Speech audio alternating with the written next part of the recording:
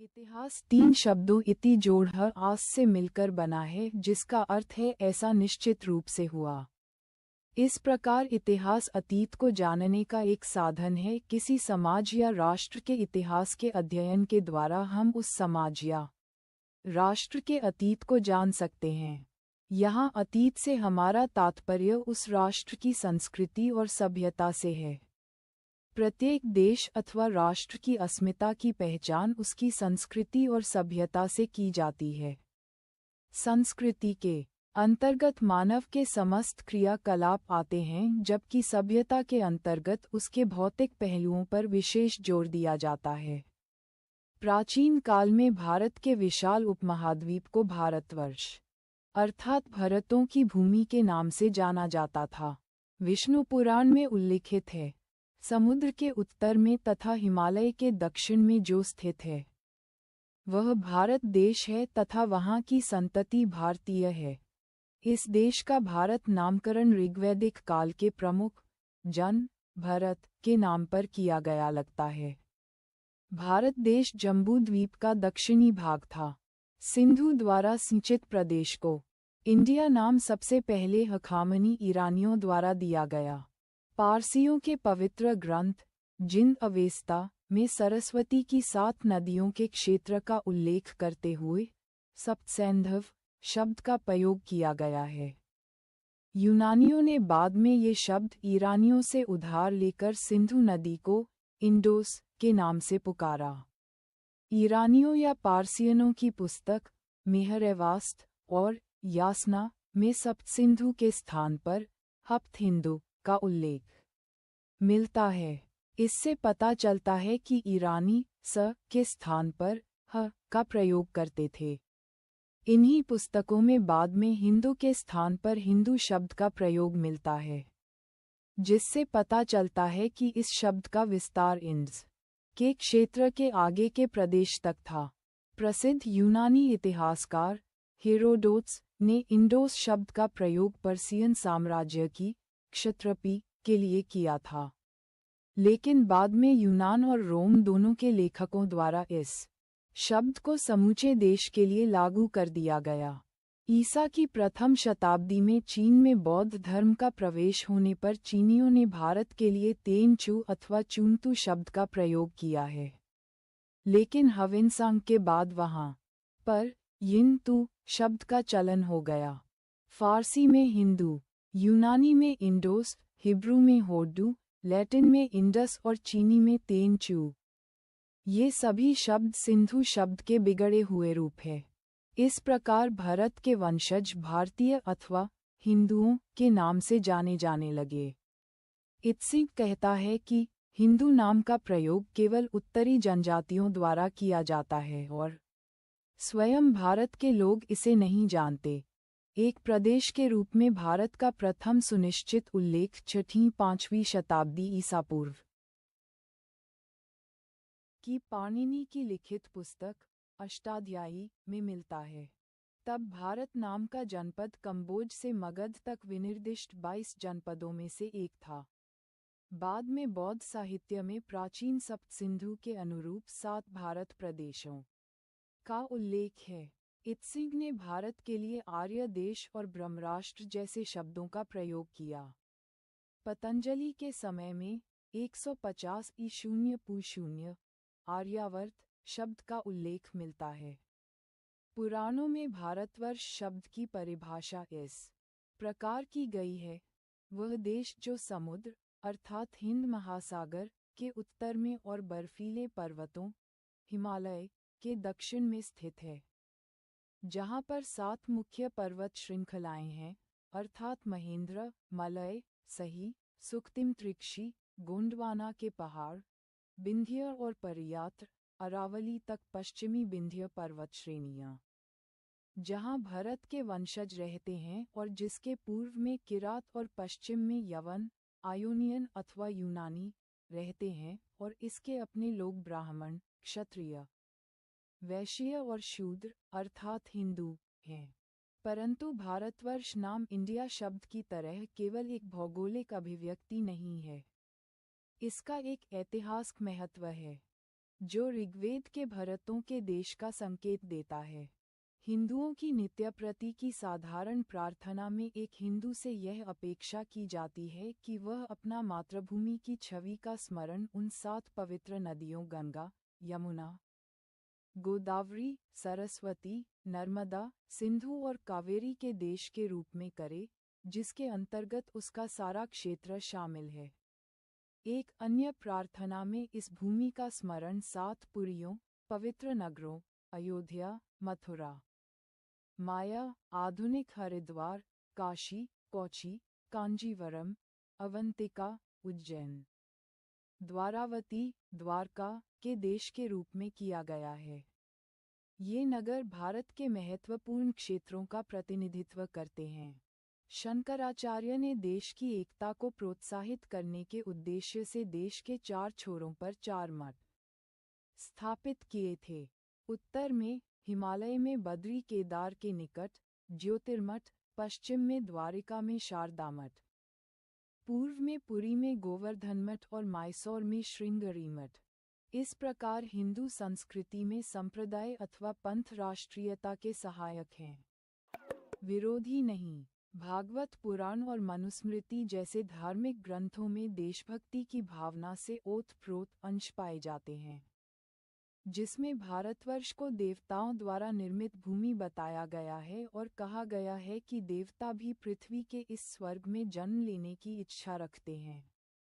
इतिहास का अध्ययन लोगों, समाजों और राष्ट्रों को समझने में सहायता करता है और अंततः संपूर्ण मानवता को पहचान और अपनत्व का भाव मिलता है।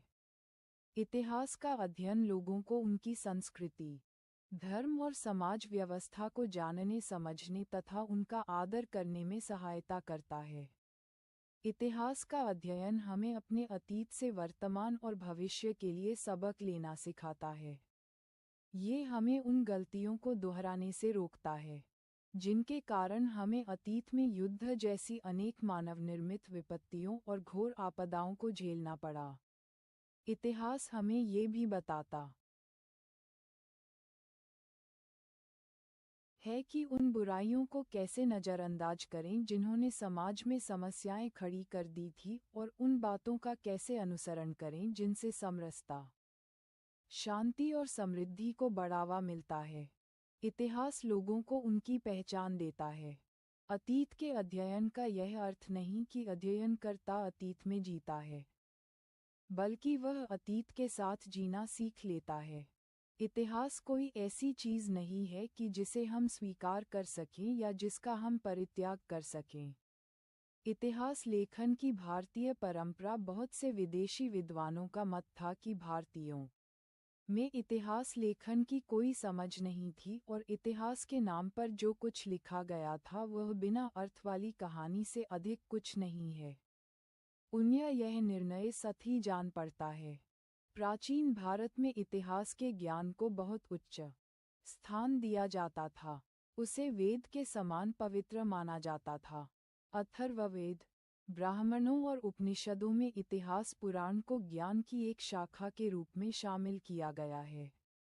कौटिल्य ने अपने अर्थशास्त्र में राजा को ये सलाह दी कि उसे प्रतिदिन अपना कुछ समय इतिहास का वर्णन सुनने में लगाना चाहिए।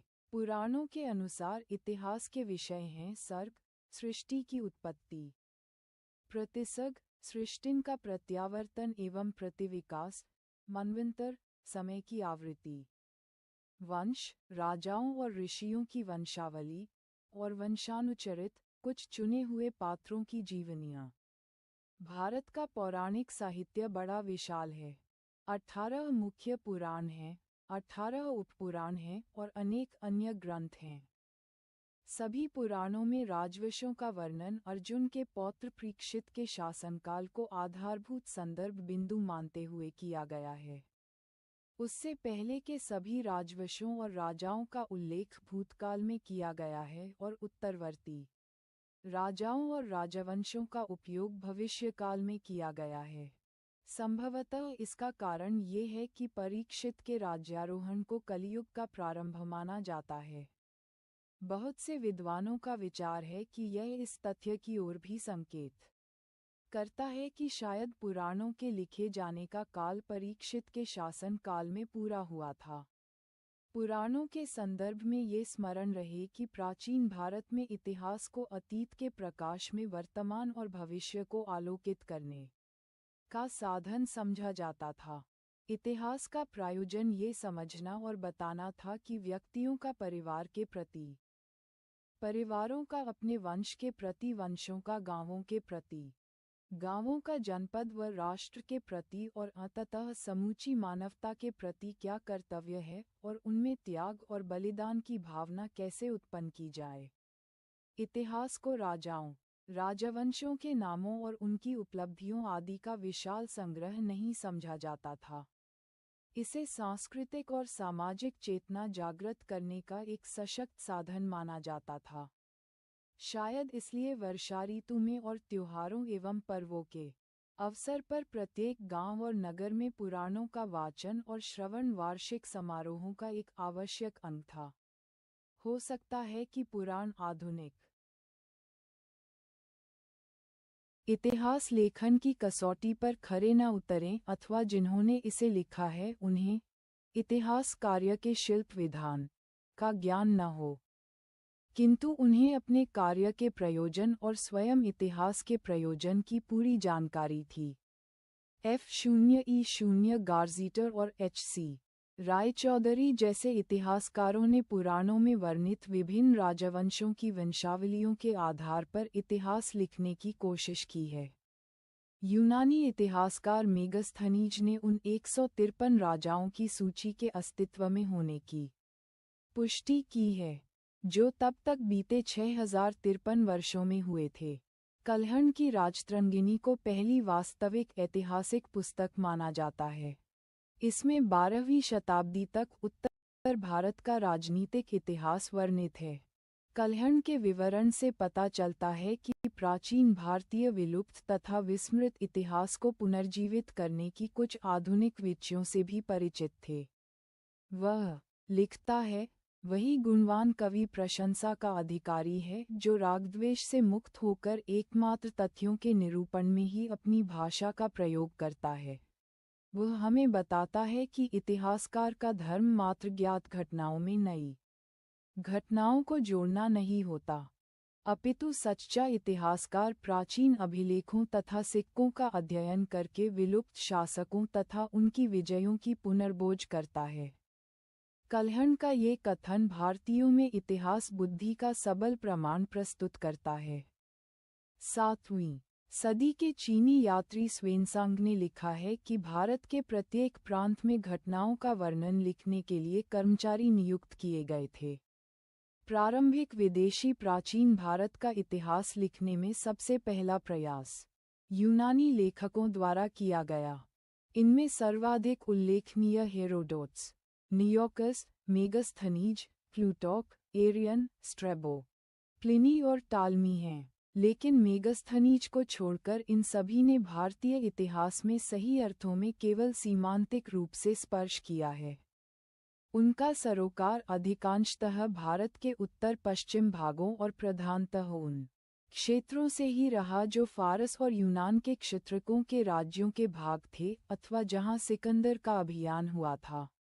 मेगस्थनीज ने अपनी इंडिका नामक पुस्तक में विस्तारपूर्वक लिखा है, लेकिन ये पुस्तक आज हमें उपलब्ध नहीं है, अपितु इसके अंश डायोडोरस, स्ट्रैबो और एरियन के लेखों में शामिल अनेक उद्धरणों में मिलता है। इतिहास लेखन का दूसरा महत्वपूर्ण चरण अलबरूनी से शुरू होता है, जिसका जन्म 973 ई.शून्य में मध्य एशिया में खीवा में हुआ और जिसकी मृत्यु 1,04,850 में गजनी में हुई थी। अलबरूनी ने संस्कृत भाषा का अध्ययन किया और भारतीय स्रोतों का सही ज्ञान प्राप्त करने की कोशिश की। उसके अध्ययन का क्षेत्र काफी विस्तृत दर्शन, धर्म, संस्कृत और समाज से लेकर विज्ञान, साहित्य, कला और चिकित्सा तक है। उसकी पुस्तक तहकीक-ए-हिंद या किताब-उल-हिंद को काफी हद तक वस्तुपरक माना जाता है, परंतु कभी-कभी वह भी अपना क्षोभ व्यक्त करते हुए कहता है कि हिंदू ये सोचते हैं कि उनके देश के जैसा अन्य कोई देश नहीं है, उनके राष्ट्र जैसा कोई राष्ट्र नहीं है, उनके राजा जैसा कोई राजा नहीं, उनके धर्म जैसा कोई धर्म नहीं है, उनके विज्ञान जैसा कोई विज्ञान नहीं है। ईसाई धर्म प्रचारक और ज्ञानोदय ईसाई धर्म प्रचारकों ने भारत के बारे में अनेक ग्रंथों की रचना की, परंतु इनमें से अधिक रचनाओं को निष्पक्ष नहीं कहा जा सकता। भारतीय इतिहास के बारे में जानकारी प्राप्त करने में और लिखने में उनकी अधिक रुचि उसके दोष दर्शाने और अपने धर्म प्रचार संबंधी क्रियाकलापों के लिए भूमिका तैयार करने में थी। ज्ञानोदय के साथ साथ भारत के बारे में यूरोपीय इतिहास लेखन का एक अन्य दौर प्रारंभ हुआ। जॉन हालहेड और अलेक्जेंडर डल ने, जो सभी ब्रिटिश ईस्ट इंडिया कंपनी से जुड़े थे, भारतीय इतिहास और संस्कृति के बारे में लिखा और प्राचीन संसार में भारतीय श्रेष्ठता सिद्ध की। उन्होंने पौराणिक सूत्रों के आधार पर मानव जाति के अति प्राचीन होने का वर्णन किया। हालवेल ने लिखा कि हिंदू ग्रंथों में ईसाई ग्रंथों में उद्घाटित सत्य से कहीं अधिक श्रेष्ठ सत्य का उद्घाटन किया गया है, और उन्होंने ओल्ड टेस्टामेंट में वर्णित बाढ़ आने की समय को उससे कहीं पहले का माना है। हालवेल ने ये भी लिखा है कि मिस्वासियों, यूनानियों और रोमनों की मिथक विद्या और सृष्टि मीमांसा ब्राह्मणों के सिद्धांतों से उधार ली गई है। हालहेड ने भी भारतीय इतिहास, धर्म, पौराणिक कथाओं आदि के विभिन्न पहलुओं की आलोचनात्मक ढंग से जांच की थी। उसने 4 युगों में विभाजित मानव इतिहास के विशाल अवधियों के बारे में चर्चा की और यह निष्कर्ष निकाला कि मानव उत्पत्ति से लेकर उसके विकास तक का इतिहास मात्र कुछ हजार वर्षों में समेटा नहीं जा सकता है। 17वीं और 18वीं शताब्दी के यूरोप में रचित साहित्य के विशाल परिमाण के आधार पर बहुत से विद्वानों और बुद्धिजीवियों ने, जिन्होंने कभी भारत देखा भी नहीं था, भारत के बारे में लिख डाला।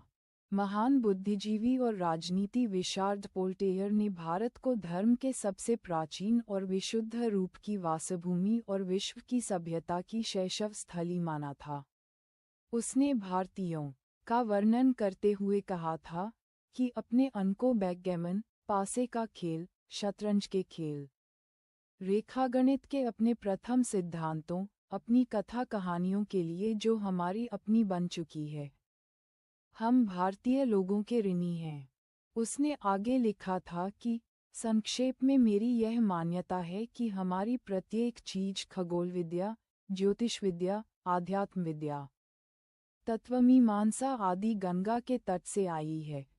फ्रांसीसी प्रकृति वैज्ञानिक और यात्री पियर दी सोन्नरेत का विश्वास था कि सारा ज्ञान भारत से आया है, जिसे वह सभ्यताओं की जन्मभूमि मानता था। 1807 में प्रसिद्ध दार्शनिक शेलिंग ने लिखा था कि वास्तव में यूरोप एक ठूंठ अनुपजाऊ तने के अलावा और क्या है, जो अपनी हर चीज के लिए प्राच्य पाबंदों का ऋणी है। प्रख्यात दार्शनिक इमैनुअल कांट ने भी प्राचीन भारतीय संस्कृति और सभ्यता की महानता को स्वीकार किया था। उन्होंने लिखा था कि उनके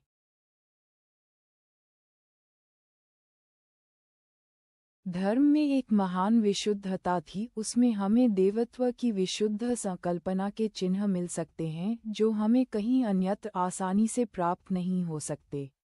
साम्राज्यवादी इतिहास लेखन भारत में विलियम जोन्स द्वारा बंगाल में 1784 में एशियाटिक सोसाइटी की स्थापना के बाद भारतीय इतिहास को अपने तरीके से लिखने का प्रयास किया। उन्होंने इतिहास लेखन का उपयोग अपनी उपनिवेशीय स्वार्थ साधन के हित में किया। इनमें शामिल थे William Jones, Max Muller, Monier Williams, J.S. Mill, F.W. Hegel आदि। 20वीं शताब्दी के इस विचारधारा के इतिहासकारों में सबसे प्रसिद्ध विंसेंट आर्थर स्मिथ 1843-1920 था, जिसने प्राचीन भारत का सबसे पहला सुनियोजित इतिहास तैयार किया जो 1904 में प्रकाशित हुआ था। प्रसिद्ध जर्मन विद्वान मैक्स मूलर ने वेदों का अनुवाद sacred books of the east के रूप में किया, परंतु वह ईसाई धर्म का पक्का संरक्षक था और उसे भारत में भी प्रसारित करना चाहता था। जेम्स मिल ने 1806 और 1818 के बीच की अवधि में 6 खंडों में भारत का इतिहास लिखा, जबकि यह न कभी भारत आया था और न ही उसे किसी भारतीय भाषा का ज्ञान था। इसमें उसने भारतीय इतिहास को बिना किसी तर्क और औचित्य के 3 भागों में विभाजित किया। पहला हिंदू काल, दूसरा मुस्लिम काल और तीसरा आधुनिक काल। उसने हिंदू काल की एक घटिया छवि प्रस्तुत की। जेम्स मिल के पुत्र जॉन स्टुअर्ट मिल और उसके शिष्य मैकॉले ने भारत में साम्राज्यवादी नीति और भारतीय शिक्षा के भविष्य को रूप देने में प्राचीन भारत के इस विकृत इतिहास की सहायता से बड़ी महत्वपूर्ण भूमिका निभाई। जेम्स मिल के पद चिन्हों पर चलते हुए भारत में ब्रिटेन सरकार की सेवा में नियुक्त बी.ए. स्मिथ नामक एक I.C.S. अधिकारी ने 1904 में early history of India, Bharat का प्राचीन इतिहास नामक एक पाठ्य पुस्तक तैयार की। सिविल सेवा के वफादार सदस्य के रूप में उसने भारत में विदेशियों की भूमिका पर बल दिया। उसकी पुस्तक में लगभग 1/3 भाग सिकंदर के आक्रमण के बारे में था। स्मिथ का जातीय अहंकार तब स्पष्ट हो जाता है जब वह लिखता है कि हिमालय से लेकर समुद्र तक सिकंदर के विजय अभियानों से एशिया की सबसे बड़ी सेनाओं की अंतर्निहित दुर्बलताएं उजागर हो गई। जब उनका सामना यूरोपीय कौशल और अनुशासन से हुआ, साम्राज्यवादी इतिहासकारों के समूचे दृष्टिकोण को इतिहासकार R.S. शर्मा ने बहुत बढ़िया ढंग से सारांश रूप में प्रस्तुत करते हुए लिखा है कि ब्रिटिश इतिहासकारों ने भारत के इतिहास की जो व्याख्या की है उसका उद्देश्य था भारत के चरित्र और उसके उपलब्धियों को नीचा दिखाना और विदेशी शासन को न्यायोचित ठहराना। लेकिन इन इतिहासकारों द्वारा प्रतिपादित सामान्य निष्कर्ष या तो मिथ्या है अथवा अतिशयोक्तिपूर्ण है। वे ब्रिटिश तानाशाही को कायम रखने के लिए अच्छी प्रचार सामग्री का काम दे सकते थे। ऐसे सभी निष्कर्षों का वास्तविक मंतव्य ये दिखाना था कि भारतीय अपना शासन स्वयं करने में असमर्थ हैं। राष्ट्रवादियों का दृष्टिकोण 19वीं शताब्दी का सुशिक्षित भारतीय बुद्धिजीवी वर्ग प्राचीन भारतीय इतिहास के इन मिथ्या विकृतियों को देखकर घबरा गया। 19वीं शताब्दी के अंतिम वर्षों में राजेंद्र लाल मित्र, R.G. भंडारकर और B.K. रजवाड़े जैसे कुछ विद्वानों ने प्राचीन भारतीय इतिहास को भारतीय दृष्टि से देखने का प्रयत्न किया, लेकिन इतिहास के साम्राज्यवादी संस्करण को वास्तविक चुनौती 20वीं शताब्दी के पहले 25 वर्षों में मिली। इस काल के सर्वाधिक उल्लेखनीय इतिहासकार D.R. Bhandarkar, H.C. Raychaudhuri, R.C. Majumdar, P.V. Kane, A.S. Altekar, K.P. Jaiswal, K.L. Neelkanth Shastri, T.V. Mahalingam, H.C. राय और R.K. मुखर्जी। D.R. भंडारकर 1875 से 1950 ने पुरालेखों और सिक्कों के साक्ष्य के आधार पर प्राचीन भारत के इतिहास का पुनर्निर्माण किया। अशोक और प्राचीन राज्य व्यवस्था के बारे में उनकी पुस्तकों से उन अनेक भ्रांतियों का निवारण करने में सहायता मिली जो साम्राज्यवादी इतिहासकारों द्वारा उत्पन्न की गई थी। राजनीतिक विचारों और संस्थाओं के क्षेत्रों में साम्राज्यवादी विचारधारा को सबसे बड़ी चोट के P. जायसवाल 1881-1937 द्वारा पहुंचाई गई। 1924 में प्रकाशित अपनी पुस्तक हिंदू पॉलिटी में जायसवाल ने इस भ्रांति को प्रभावशाली ढंग से धराशायी कर दिया कि भारतीयों के कोई राजनीतिक विचार नहीं थे और उनकी कोई राजनीतिक संस्थाएं नहीं थीं। H.C. रायचौधरी 1892-1957 ने अपनी पुस्तक political history of ancient India में महाभारत के युद्ध के समय से लेकर गुप्त साम्राज्य के समय तक के प्राचीन भारत के इतिहास का पुनर्निर्माण किया और B.A.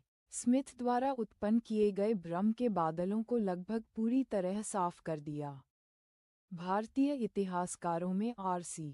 मजूमदार को सबसे वरिष्ठ समझा जाता है। उन्होंने प्राचीन भारत से स्वतंत्रता संग्राम तक के इतिहास के बारे में कई पुस्तकें लिखी है। उनके प्रधान संपादकत्व में 11 खंडों में प्रकाशित history and culture of the Indian people एक बहुत बड़ी उपलब्धि है।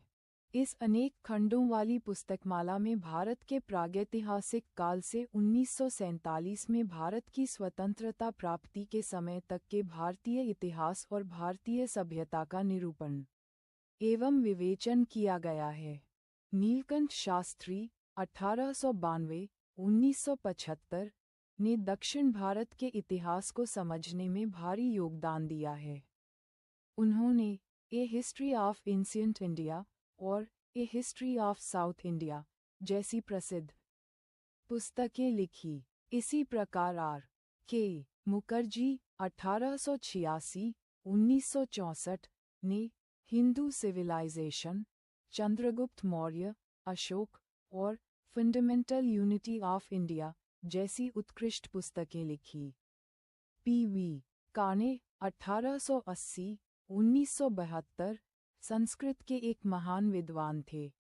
उनकी महान कृति हिस्ट्री ऑफ धर्मशास्त्र, जिसके 5 खंड और 6000 से अधिक पृष्ठ है, सामाजिक, धार्मिक और राजनीतिक नियमों, कानूनों और प्रचारों का एक विश्वकोश है। इन महान विद्वानों के योगदानों से ईसाई धर्म प्रचारकों और साम्राज्यवादी इतिहासकारों द्वारा फैली गई धुंध को साफ करने में सफलता मिली। इतिहास की मार्क्सवादी विचारधारा इतिहास लेखन के मार्क्सवादी विचारधारा पिछली शताब्दी में इतिहास लेखन की सर्वाधिक प्रभावशाली विचारधारा थी। मार्क्सवादी इतिहास के सार्वभौम नियमों और चरणों में विश्वास करते हैं। उनका मानना है कि सभी समाज इतिहास के कम से कम 5 चरणों में से गुजरते हैं। आदिम साम्यवाद, दास्ता, सामंतवाद, पूंजीवाद, साम्यवाद। ये चरण कार्ल मार्क्स और F. एंजल्स ने परिभाषित किए थे, जो साम्यवाद के प्रतिपादक थे। मार्क्स को भारत के बारे में सही जानकारी थी और यह जातीय पूर्वाग्रहों से ग्रसित था। वह भारत को ब्रिटेन द्वारा दास बनाए जाने का समर्थक था और उसने भारत को एक बिना इतिहास वाला पिछड़ा और असभ्य देश कहकर उसकी उपेक्षा की। उसने 1853 में लिखा कि इस प्रकार भारत पराजित होने से नहीं बच सकता था और भारत का संपूर्ण पिछला इतिहास यदि कुछ है तो उन उत्तरोत्तर पराजयों का इतिहास है जो उसने झेली हैं। भारतीय समाज का कोई इतिहास नहीं है। स्वतंत्रता के बाद भारत में इतिहास लेखन की मार्क्सवादी विचारधारा एक सर्वाधिक प्रभावशाली और प्रमुख विचारधारा बन गई। मार्क्स की योजना का अनुसरण करते हुए भारत का इतिहास फिर से लिखा जाने लगा। परिणामतः आदिम साम्यवाद, दास्ता, सामंतवाद और पूंजीवाद को भारतीय इतिहास पर लागू किया जाने लगा। साम्राज्यवादी विचारधारा की भांति इस विचारधारा को भी भारतीय सभ्यता में कोई अच्छी चीज दिखाई नहीं देती। मार्क्स की तरह उनका विचार है कि भारतीय साहित्य में जो कुछ भी अच्छा है वह विजेताओं का योगदान है और इसीलिए इस विचारधारा के अनुसार कुषाण काल भारतीय इतिहास का स्वर्णिम काल है। सातवाहन अथवा गुप्त काल नहीं। गुप्तवंश के समय से 12वीं शताब्दी ईसा में मुसलमानों की विजय तक के काल को सामंतवाद का युग अर्थात अंधयुग कहा गया, जिसमें हर चीज का पतन हो गया था। लेकिन तथ्य तो ये है कि राजनीतिक उथल-पुथल के बावजूद इस तथाकथित अंधयुग में साहित्य, विज्ञान, कला, स्थापत्य, अर्थव्यवस्था आदि के क्षेत्रों में चहुमुखी विकास हुआ था। भारतीय मार्क्सवादी इतिहासकार सभी सामाजिक और धार्मिक विचारों, रीति रिवाजों और संस्थाओं की आर्थिक व्याख्या करने पर जोर देते हैं। चूंकि उन्हें धर्म और आध्यात्मिकता से चिढ़ है, इसलिए साधु संतों और ऋषि महात्माओं के प्रति उनका अनादर की भावना स्पष्ट दिखाई देती है। डी कौशाम्बी को मार्क्सवादी इतिहास की विचारधारा का अग्रदूत माना जा सकता है। R Chanana, RS.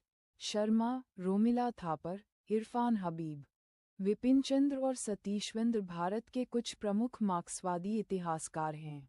सोवियत संघ के विघटन के बाद मार्क्सवादी इतिहास लेखन अपनी चमक दमक खो बैठा है।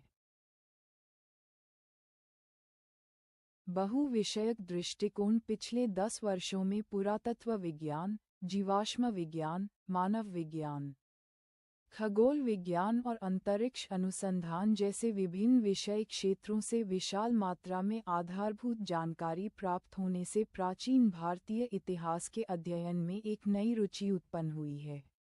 बहुत से विद्वानों ने पुराने सांचे की जंजीरों को तोड़ दिया है और वे विभिन्न विषयों से प्राप्त जानकारी के प्रकाश में प्राचीन भारतीय इतिहास का अवलोकन कर रहे हैं।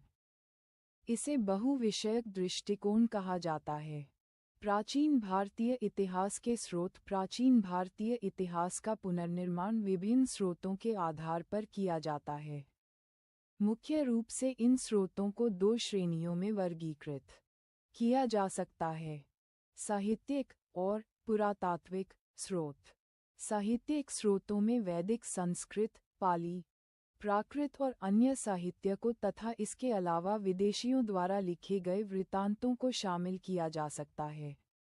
पुरातत्व के अंतर्गत पुरालेखों, सिक्कों, स्थापत्य अवशेषों, पुरातत्वीय अन्वेषणों एवं उत्खननों को शामिल किया जाता है। साहित्यिक स्रोत प्राचीन भारतीय साहित्यों की विश्वसनीयता से बहुत वाद विवाद रहा है। यह मत प्रकट किया जाता है कि अधिकांश भारतीय साहित्य का स्वरूप धार्मिक है और भारतीयों द्वारा पुराणों और महाकाव्यों जैसे जिरा साहित्य होने का दावा किया जाता है। उनमें घटनाओं और राजाओं की कोई निश्चित तिथियां नहीं दी गई हैं। बहुत से उत्कीर्ण लेखों, सिक्कों और स्थानीय वृत्तांतों से इतिहास लेखन के कुछ प्रयत्नों का संकेत अवश्य मिलता है। पुराणों और महाकाव्यों में इतिहास के प्रारंभिक तथ्य सुरक्षित हैं। हमें राजाओं की वंशावलियों और उपलब्धियों की जानकारी मिलती है, लेकिन कालक्रम के अनुसार उनका विन्यास करना कठिन है। वैदिक साहित्य में मुख्यतः 4 वेद ऋग्वेद, सामवेद, यजुर्वेद और अथर्ववेद आते हैं। इनकी भाषा को वैदिक भाषा कहा जाता है। वेदों में राजनीतिक इतिहास का कुछ खास उल्लेख नहीं है, लेकिन उनसे हमें वैदिक काल की संस्कृति और सभ्यता की विश्वसनीय जानकारी मिलती है। वेदों को ठीक ढंग से समझने के लिए वेदांगों की रचना की गई। इनकी संख्या 6 है। ये हैं शिक्षा, स्वर विज्ञान, कल्प, कर्मकांड, व्याकरण, निरुक्त, व्युत्पत्ति विज्ञान, छंद और ज्योतिष, खगोल विज्ञान। संस्कृत के महान वैयाकरण पाणिनि के अष्टाध्यायी में कुल 8 अध्याय है।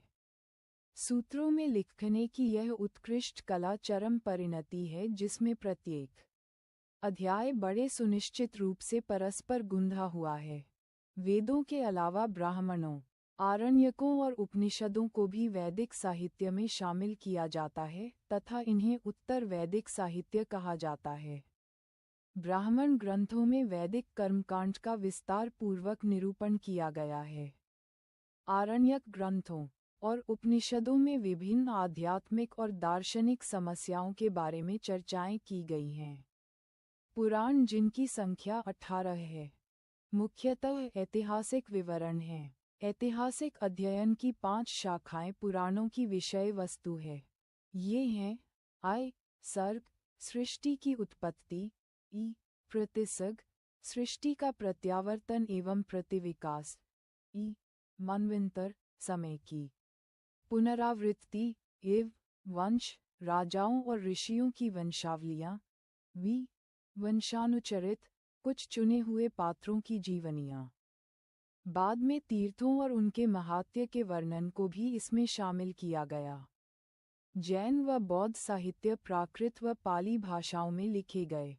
प्राकृत संस्कृत भाषा का एक रूप था और प्रारंभिक जैन साहित्य अधिकांशतः इसी भाषा में लिखा गया। पाली को प्राकृत भाषा का एक रूप समझा जा सकता है जिसका चलन मगध में था। अधिकांश प्रारंभिक बौद्ध साहित्य इसी भाषा में लिखे गए।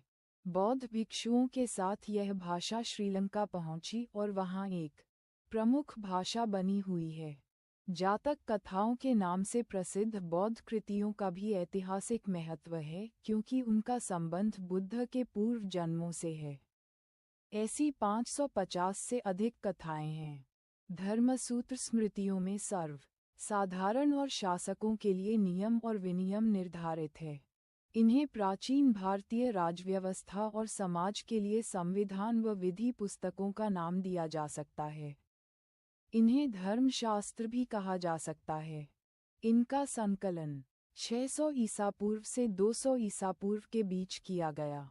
इनमें मनुस्मृति और याज्ञवल्क्य स्मृति सर्वाधिक प्राचीन और प्रसिद्ध हैं। कौटिल्य का अर्थशास्त्र जो राजतंत्र से संबंधित ग्रंथ है मौर्य काल में लिखा गया। ये पुस्तक 15 अधिकरणों अध्यायों में विभाजित है। विभिन्न अध्याय राज्य व्यवस्था, अर्थव्यवस्था और समाज के विभिन्न विषयों के बारे में है। विशाखदत्त द्वारा लिखित नाटक मुद्रा राक्षस में भी समाज और संस्कृति की झलक दिखाई पड़ती है। कालिदास का नाटक मालविकानिमित्रम पुष्यमित्र के शासन काल की कुछ घटनाओं पर आधारित है। बाणभट्ट का हर्षचरित ऐतिहासिक तथ्यों पर आधारित है। वाप्ती ने कन्नौज के राजा यशोवर्मन के कारनामों पर आधारित गौरवहो नामक पुस्तक लिखी। इसी प्रकार विल्हण द्वारा रचित विक्रमांकदेव चरित में उत्तरवर्ती चालुक्य राजा विक्रमादित्य षष्ठ के विजय का वर्णन है। विभिन्न राजाओं के जीवन के आधार पर लिखी गई कुछ अन्य रचनाएं हैं। जयसिंह का कुमारपाल चरित, हेमचंद्र का कुमारपाल चरित अथवा द्वाश्र महाकाव्य, न्यायचंद्र का हम्मीर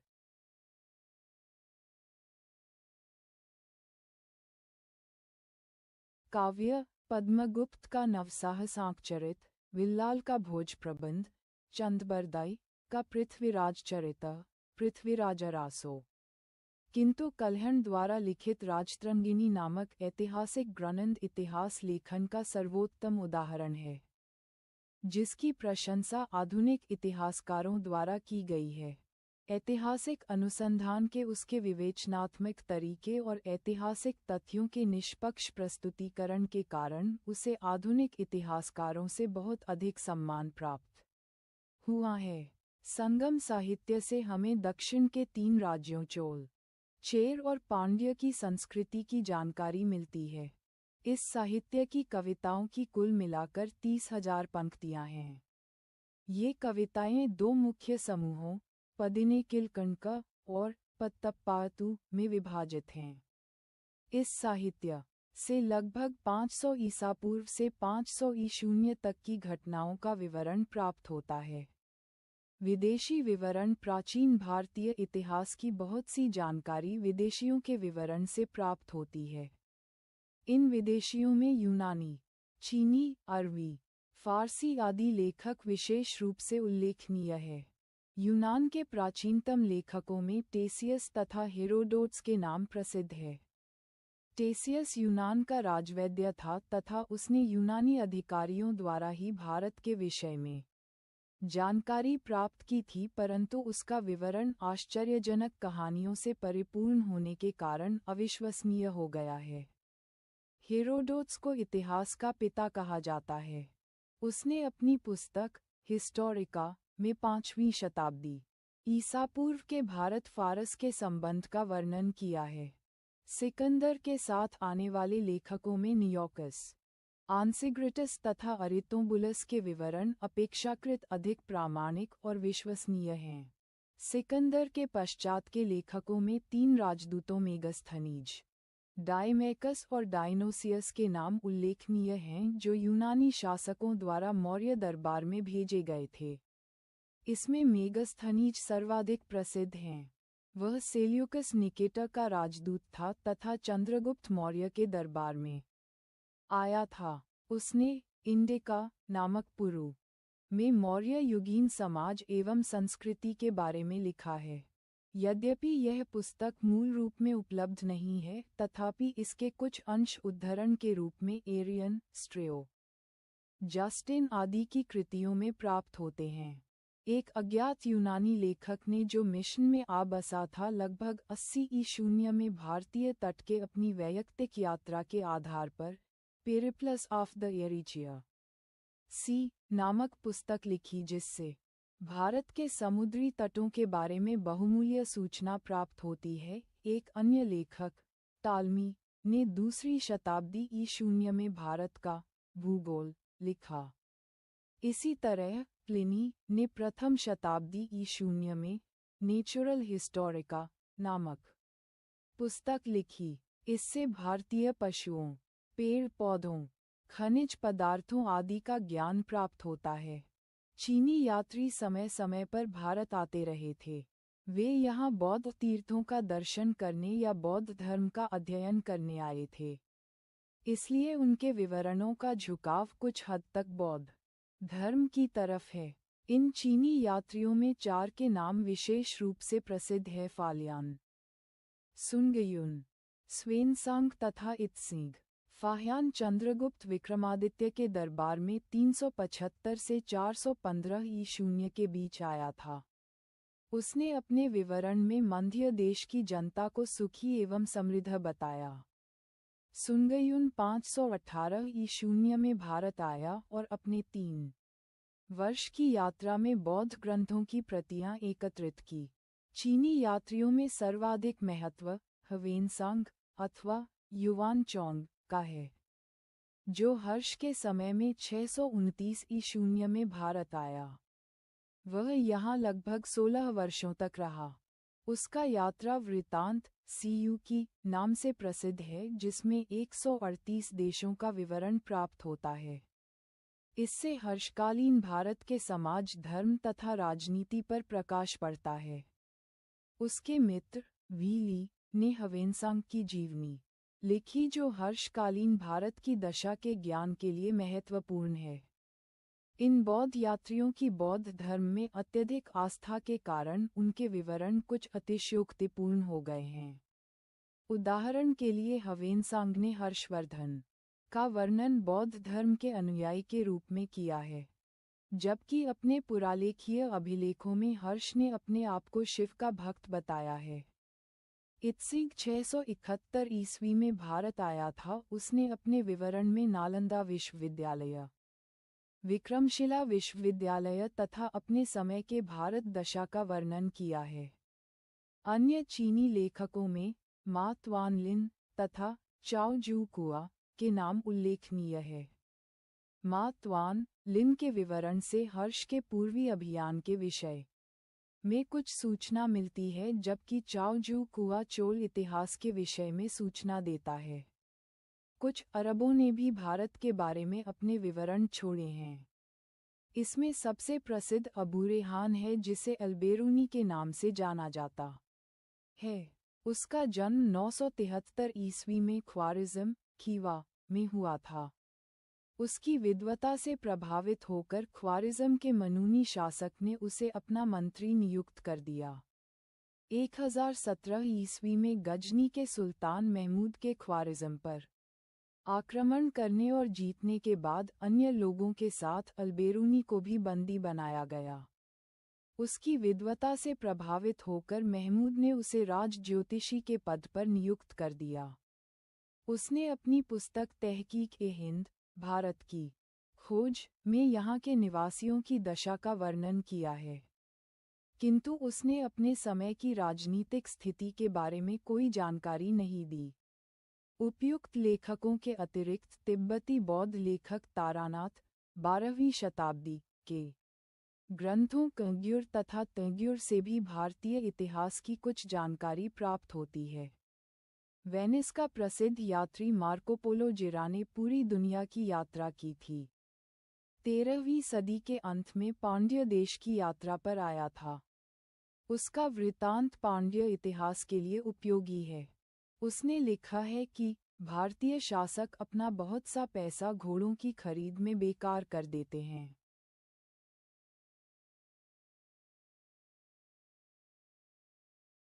पुरातत्वीय स्रोत पुरातत्व वह विज्ञान है जिसके माध्यम से पृथ्वी के गर्भ में छिपी हुई सामग्रियों की खुदाई कर प्राचीन काल के लोगों के भौतिक जीवन का ज्ञान प्राप्त किया जाता है। भारत के अतीत के पुनर्निर्माण के लिए इन स्रोतों का उपयोग केवल 2 शताब्दी पहले ही हुआ।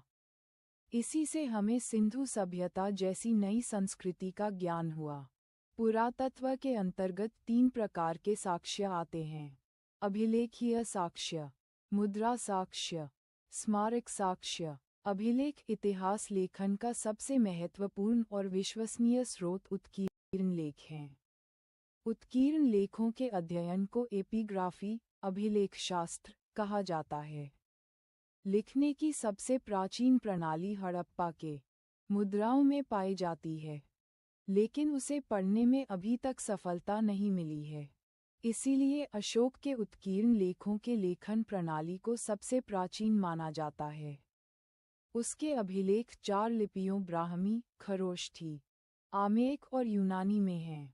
ब्राह्मी लिपि के अक्षरों को प्रत्येक शताब्दी में संशोधित किया जाता रहा है और इस प्रक्रिया से भारत की सभी लिपियों का विकास हुआ, जिनमें दक्षिण की तमिल, तेलुगु, कन्नड़ और मलयालम लिपियां तथा उत्तर की नागरी, गुजराती और बंगला आदि लिपियां शामिल हैं। लिपियों के विकास के अध्ययन को पुरोलिपि विद्या कहा जाता है। शिलालेखों में संस्कृत का भी प्रयोग किया जाने लगा। रुद्रदामन का जूनागढ़ शिलालेख, जो 2री शताब्दी ईस्वी के मध्य में लिखा गया था, प्राचीनजल संस्कृत का प्राचीनतम उदाहरण है। आगे चलकर समुद्रगुप्त का इलाहाबाद स्तंभ लेख, पुलकेशिन द्वितीय का ऐहोल शिलालेख तथा भोज के ग्वालियर शिलालेख प्रसिद्ध हुए। इन शिलालेखों से हमें ज्ञात होता है कि ब्राह्मणों को जो कर मुक्ति भूमि प्रदान की जाती थी उन्हें अग्रहार कहा जाता था। सिक्कों के अध्ययन को न्यूमिस्मेटिक्स, मुद्राशास्त्र कहा जाता है। अभिलेखों के बाद सिक्कों को भी भारतीय इतिहास के पुनर्निर्माण का सबसे महत्वपूर्ण स्रोत समझा जाता है। भारत के प्राचीनतम सिक्कों को, जो 5वीं अथवा 6वीं शताब्दी ईसा पूर्व के हैं, पंचमाक अथवा आहत सिक्के कहा जाता है। ये अधिकांशतः चांदी के हैं, परंतु कुछ तांबे के भी आहत सिक्के प्राप्त हुए हैं। इन्हें आहत इसलिए कहा जाता है क्योंकि इन पर अलग से ठप्पा मारकर विभिन्न प्रतीक अंकित पंच किए गए हैं। ऐसे सिक्के समूचे देश में तक्षशिला से मगध तक और मगध से मैसूर तक तथा दूर दक्षिण में भी मिले हैं। उन पर कोई शब्द अथवा लेख अंकित नहीं है। साहित्य में इन सिक्कों को कारशापण कहा गया है। भारत में पहली बार लिखित स्वर्ण सिक्के चलाने का श्रेय इंडो ग्रीक या हिंद यवन शासकों को जाता है। इन सिक्कों के द्वारा ही हमें 39 से अधिक भारतीय यूनानी शासकों का पता चला है, जिन्होंने भारत के उत्तर पश्चिम के एक छोटे से क्षेत्र पर शासन किया था। कुषाण शासकों ने रोम शासकों की नकल पर शुद्ध स्वर्ण के सिक्के चलवाए। ये 124 ग्रेन के थे। कुषाणों ने ही सर्वाधिक तांबे के सिक्के भी जारी किए। कुषाण शासक विम कडफिसस के सिक्कों पर बैल के पार्श्व में खड़े शिव की आकृति अंकित है। इन सिक्कों पर अंकित लेख में राजा ने अपना उल्लेख महेश्वर अर्थात शिव के भक्त के रूप में किया है। कनिष्क, हुविष्क और वासुदेव आदि सभी के सिक्कों पर यही लेख अंकित है।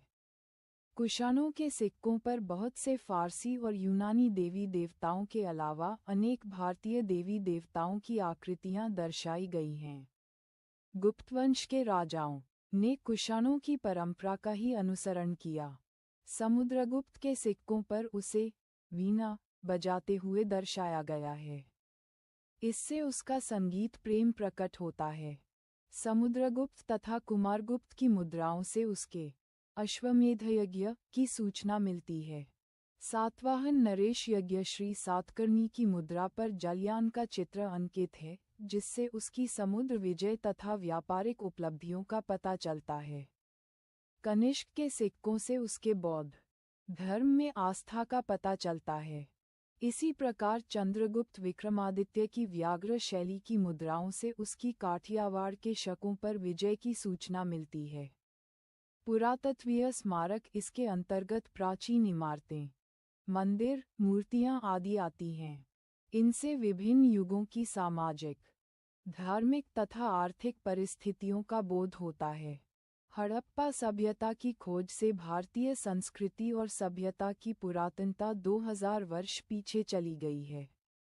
1500 ईसा पूर्व से 600 बीसी तक के काल को भारतीय इतिहास का अंधकार युग कहा जाता था, क्योंकि इस काल के बारे में कोई अधिक जानकारी प्राप्त नहीं थी। हाल ही के उत्खननों से पता चला है कि काशी में लगभग 1500 ईसा पूर्व से लोहे का प्रयोग होने लगा था। पुरातत्वीय उत्खननों से बौद्धकाल के तक्षशिला, कौशाम्बी, काशी, अयोध्या, वैशाली, बोधगया आदि नगर प्रकाश में आए हैं। कहा जाता है कि 6वीं शताब्दी ईसा पूर्व में बुद्ध तक्षशिला के अलावा बाकी इनमें सभी स्थानों पर गए थे। प्रयाग विश्वविद्यालय के तत्वावधान में कौशाम्बी में व्यापक पैमाने पर खुदाई की गई। यहाँ से उदयन का राजप्रासाद एवं घोषिताराम नामक विहार मिला है। इसी प्रकार दक्षिण भारत में पांडिचेरी के समीप अरिकमेडु नामक स्थान की खुदाई से रोमन सिक्के, दीप का टुकड़ा, बर्तन आदि मिले हैं, जिनसे पता चलता है कि ईसा की प्रारंभिक शताब्दियों में रोम तथा दक्षिण भारत के बीच घनिष्ठ व्यापारिक संबंध था। प्रागु इतिहास के क्षेत्र में किए गए अनुसंधानों से पता चलता है कि इस उपमहाद्वीप में मानवीय गतिविधियां बहुत पहले अर्थात लगभग 20 लाख वर्ष पहले शुरू हो गई थी। कश्मीर और नर्मदा घाटियों में ऐसे औजार व अवशेष प्राप्त हुए हैं। इसके अलावा पुरातत्वीय खोजों से पता चला है कि भारत में शैल चित्रकला की परंपरा 12,000 वर्षों से भी अधिक पुरानी है।